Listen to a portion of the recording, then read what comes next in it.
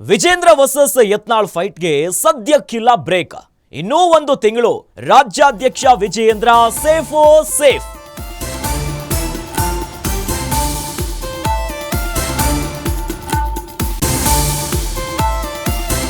Budget session ಬಳಿಕವೇ ಬಿಜೆಪಿಯ ನೂತನ ಸಾರಥಿ ಆಯ್ಕೆ.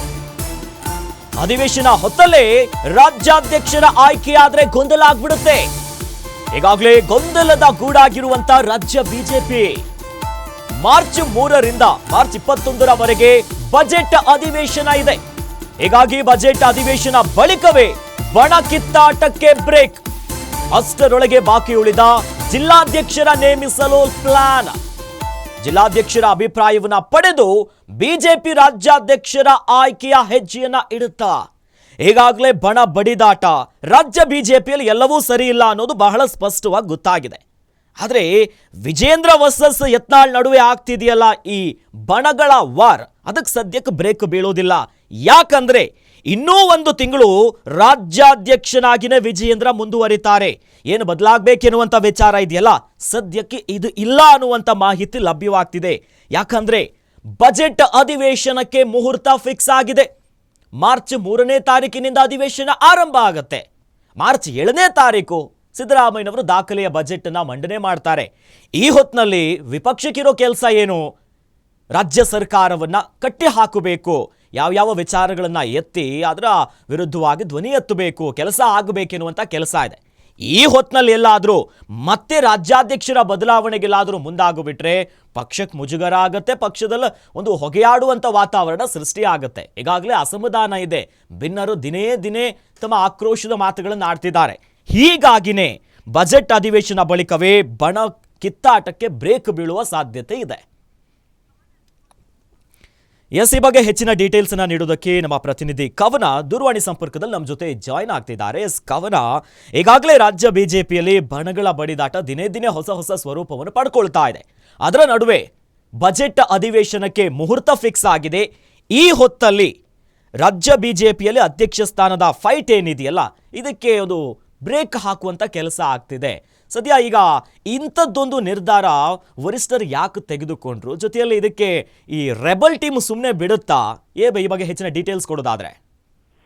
ಅಖಿಲೇಶ್, ಕಳೆದ 2 ತಿಂಗಳಿಂದಲೂ ಕೂಡ ರಾಜ್ಯ ಬಿಜೆಪಿಯಲ್ಲಿ ರಾಜ್ಯಾಧ್ಯಕ್ಷರ ಬದಲಾವಣೆ ಆಗುತ್ತೆ ಅನ್ನುವಂಥದ್ದು ಕೂಡ ಕೇಳಿ ಬರ್ತಾ ಇತ್ತು. ಅದೇ ರೀತಿಯಾಗಿ ಇನ್ನೇನು ಈ ಒಂದು ಬಣ ಬಡಿದಾಟ ಕ್ಲೈಮ್ಯಾಕ್ಸ್ ಹಂತಕ್ಕೆ ತಲುಪ್ತು, ಎಲ್ಲರೂ ಕೂಡ ಇನ್ಮೇಲೆ ಒಗ್ಗೂಡಿ ನಡೀತಾರೆ, ರಾಜ್ಯಾಧ್ಯಕ್ಷರು ಬದಲಾಗ್ತಾರೆ ಅನ್ನುವಂಥದ್ದು ಕೂಡ ಆಯ್ತು. ಆದ್ರೆ ಇದೀಗ ದಿನೇ ದಿನೇ ಒಂದು ರಾಜ್ಯಾಧ್ಯಕ್ಷರ ಆಯ್ಕೆ ಪ್ರಕ್ರಿಯೆಯಲ್ಲಿ ಸಾಕಷ್ಟು ತಡ ಆಗ್ತಾ ಇರುವಂಥದ್ದು. ಈಗಾಗಲೇ ಈ ಒಂದು ಫೆಬ್ರವರಿ 20ರ ಒಳಗೆ ಈ ರಾಜ್ಯಾಧ್ಯಕ್ಷರ ಆಯ್ಕೆ ಆಗ್ಬೇಕಿತ್ತು. ರಾಜ್ಯ ಚುನಾವಣಾ ಉಸ್ತುವಾರಿ ಶಿವರಾಜ್ ಸಿಂಗ್ ಚೌಹಾಣ್ ಅವರು ಕೂಡ ರಾಜ್ಯಕ್ಕೆ ಆಗಮಿಸಬೇಕಿತ್ತು. ಆದ್ರೆ ಅವರು ಕೂಡ ಬರೋದಕ್ಕೆ ಸಾಕಷ್ಟು ವಿಳಂಬವನ್ನ ಮಾಡ್ತಾ ಇದ್ದಾರೆ. ಯಾಕಂದ್ರೆ ಈ ಒಂದು ಬಣ ಬಡಿದಾಟ ಇರೋ ಕಾರಣ ಅವ್ರು ಬಂದು ಈ ಒಂದು ಯಾರಾದ್ರೂ ರಾಜ್ಯಾಧ್ಯಕ್ಷರ ಆಯ್ಕೆ ಮಾಡಿದ್ರೆ ಅಥವಾ ಇರೋ ವಿಜೇಂದ್ರ ಅವರನ್ನೇ ಮುಂದುವರೆಸಿದ್ರೆ ಇವರ ಒಪ್ಪಿಗೆ ಇವರ ನಿರ್ಧಾರವನ್ನ ಕೂಡ ಪ್ರಶ್ನಿಸುವಂತಹ ಸಂದರ್ಭ ಬರ್ಬೋದು ಅನ್ನುವಂಥದ್ದು ಕೂಡ ಈಗ ಶಿವರಾಜ್ ಸಿಂಗ್ ಚೌಹಾಣ್ ಹಿಂದೇಟನ್ನ ಆಗ್ತಾ ಇದ್ರು. ಈಗ ಅದರ ನಡುವೆಯೇ ಇದೀಗ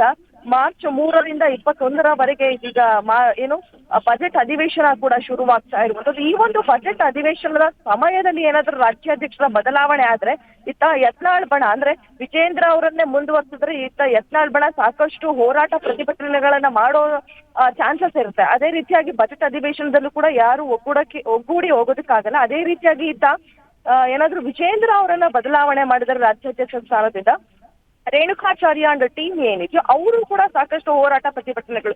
ಸೊ ಹೀಗಾಗಿ ಈ ಗೊಂದಲವನ್ನ ತಪ್ಪಿಸೋದಕ್ಕೆ ಕಾಂಗ್ರೆಸ್ ಸರ್ಕಾರದ ವಿರುದ್ಧ ಹರಿಹಾಯೋಕೆ ಸಾಕಷ್ಟು ಅಸ್ತ್ರಗಳನ್ನ ಈಗಾಗಲೇ ರಾಜ್ಯ ಬಿಜೆಪಿ ಸಿದ್ಧತೆಯನ್ನ ಮಾಡ್ಕೊಂಡಿದ್ಯೋ ಅದೆಲ್ಲವನ್ನ ಕೂಡ ಬಾಣಗಳನ್ನ ಬಿಟ್ಟು ಕವನ ನೀವು ಹೇಳ್ತಾ ಇದ್ರಿ ಅಂದ್ರೆ ದಿನೇ ದಿನೇ ಮುಂದೆ ಹೋಗ್ತಾ ಇದೆ. ಜೊತೆಯಲ್ಲಿ ಯತ್ನಾಳ್ ಅವರಿಗೆ ಈಗಾಗಲೇ ಲಿಂಗಾಯತ ನಾಯಕರ ಜೊತೆ ಸಭೆ ಮಾಡೋದ್ ಮುಂದಾದ್ರು, ಅಲ್ಲೂ ಕೂಡ ಹಿನ್ನಡೆ ಆಯಿತು. ಜೊತೆಯಲ್ಲಿ ಪದೇ ಪದೇ ಈ ರಾಜ್ಯಾಧ್ಯಕ್ಷ ಸ್ಥಾನದ ಬದಲಾವಣೆ ಆಗೋ ವಿಚಾರ ಒಂದಾದ್ಮೇಲೆ ಒಂದು ಹೆಜ್ಜೆ ಮುಂದೆ ಹೋಗ್ತಾನೆ ಇದೆ. ಇದು ಯತ್ನಾಳ್ ಅಂಡ್ ಟೀಮ್ಗೆ ಒಂದು ರೀತಿಯಾದಂತಹ ಹಿನ್ನಡೆ, ಜೊತೆಯಲ್ಲಿ ಸೆಟ್ ಬ್ಯಾಕ್ ಅಲ್ವಾ? ಹೌದು, ಈಗಾಗಲೇ ಯತ್ನಾಳ್ ಟೀಮ್ ಸಾಕಷ್ಟು ಹೋರಾಟ ಪ್ರತಿಭಟನೆಗಳನ್ನ ಮಾಡಿದ್ರು ಕೂಡ ಯಾಕೋ ಹೈಕಮಾಂಡ್ ಯತ್ನಾಳ್ ಅವರ ಆ ಕಡೆ ಸಾಕಷ್ಟು ಒಲವನ್ನ ತೋರಿಸ್ತಾ ಇಲ್ಲ. ಈಗಲೂ ಕೂಡ ವಿಜಯೇಂದ್ರ ಅದೇ ರೀತಿಯಾಗಿ ಯಡಿಯೂರಪ್ಪನವರ ಕುಟುಂಬದ ಪರನ ಹೈಕಮಾಂಡ್ ಕೂಡ, ಯಾಕಂದ್ರೆ ಹೈಕಮಾಂಡ್ಗೂ ಕೂಡ ಯಡಿಯೂರಪ್ಪನವರು ಬೇಕಾಗಿರುವಂತದ್ದು. ಸೊ ಹೀಗಾಗಿ ಎಲ್ಲೋ ಒಂದ್ ಕಡೆ ರಾಜ್ಯಾಧ್ಯಕ್ಷರನ್ನ ಬದಲಾವಣೆ ಮಾಡೋದಕ್ಕೆ ಹೈಕಮಾಂಡ್ ಕೂಡ ಹಿಂದೆಟನ ಆಗ್ತಾ ಇರುವಂತದ್ದು. ಅದೇ ರೀತಿಯಾಗಿ ಮುಂದುವರೆಸಿದ್ರೆ ಇವ್ರು ಯಾವ ರೀತಿಯಾಗಿ ಹೋರಾಟ ಮಾಡ್ತಾರೆ ಅನ್ನೋದು ಈಗಾಗಲೇ ಪಕ್ಷಕ್ಕೆ ಸಾಕಷ್ಟು ಡ್ಯಾಮೇಜ್ ಆಗಿದೆ.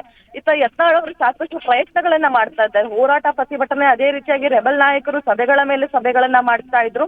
ಅದೇ ರೀತಿಯಾಗಿ ಮೊನ್ನೆ ಒಂದು ಹೆಜ್ಜೆ ಮುಂದೆ ಹೋಗಿ ಲಿಂಗಾಯತ ನಾಯಕರ ಸಭೆಯನ್ನ ಕೂಡ ಮಾಡಿದ್ರು. ಅಲ್ಲೂ ಕೂಡ ಎಲ್ಲೋ ಒಂದ್ ಕಡೆ ಯತ್ನಾಳ್ಗೆ ಹಿಂದೇಟಾಗಿರುವಂತದ್ದು. ಯಾಕಂದ್ರೆ ಈಗಾಗಲೇ ಲಿಂಗಾಯತ ನಾಯಕರ ಸಭೆ ಮಾಡಿದ ನಂತರವೇ ಇದೀಗ ಲಿಂಗಾಯತ ಸ್ವಾಮೀಜಿಗಳು ವಿಜೇಂದ್ರ ಅವರ ಪರ ಸಭೆ ಮಾಡ್ತಾರೆ ಅನ್ನುವಂತಹ ಮಾತುಗಳು ಸಹ ಕೇಳಿ ಬರ್ತಾ ಇರುವಂತದ್ದು. ಒಟ್ಟಿನಲ್ಲಿ ಯತ್ನಾಳ್ ಟೀಮ್ ಏನೇ ಮಾಡಿದ್ರು ಕೂಡ ಸಾಕಷ್ಟು ಹಿನ್ನಡೆ ಆಗ್ತಾ ಇರೋದಂತೂ ಸುಳ್ಳಲ್ಲ ಅಖಿಲೇಶ್. ಯಾಸ, ಧನ್ಯವಾದಗಳು ಕವನ ನಿಮ್ಮೆಲ್ಲ ಮಾಹಿತಿಗೆ.